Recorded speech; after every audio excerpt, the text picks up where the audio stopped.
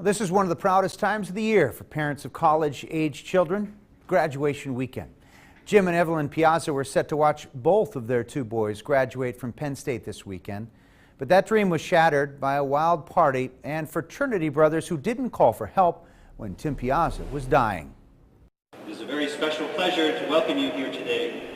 College graduation is supposed to be a time for family and celebration, but the Piazza family celebration's been overshadowed by tragedy. Since their youngest boy Tim died from injuries he got from falling at a hazing event at the Beta Theta Pi house, Jim and Evelyn Piazza's lives have been turned upside down. They've visited the university many times over the last 2 years, but Evelyn says walking by the fraternity house isn't something that she can do. We've avoided that road. I don't want to pass that house because I just picture him falling so many times. And I can't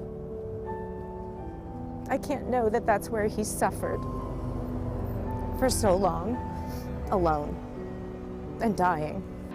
The fraternity house now sits empty. Its ownership's in question. There's a legal battle over what rights the university versus the fraternity have, since it's no longer recognized as a fraternity here. It needs to be taken out of the ownership of the alumni group. The Piazzas think maybe it should be the new home of the Timothy J. Piazza Center for Fraternity and Sorority Research and Reform, or a place to host Thon families.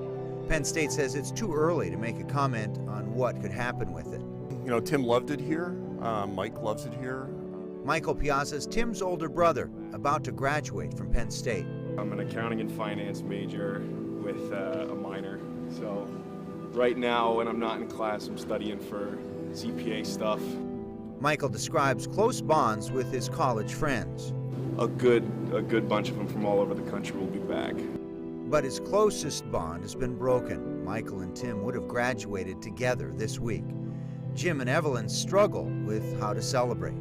It is very conflicting, and I try not to think about it, but when I do, I think that Tim would be really disappointed if we didn't make it a special day for Mike. On a national level, the Piazzas believe the key is to push for legislation that criminalizes hazing. If we can get through a year without a hazing death, then that'll be a measure of success. The Piazzas are reaching out to families of hazing victims. I talked to the mother yesterday from Miami of Ohio, whose son got paddled with spikes. Jim believes Tim's death and their activism sparked a national conversation and brought families together. There's a unique bond, and we understand each other and what each other went through, and that's what we're trying to be. We're trying to be that support group for people. They created the Timothy J. Piazza Memorial Foundation. Tim would have done a lot of good in this world. Yeah, there's no doubt.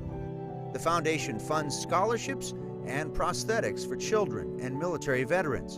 And that's what Tim wanted to do with his career.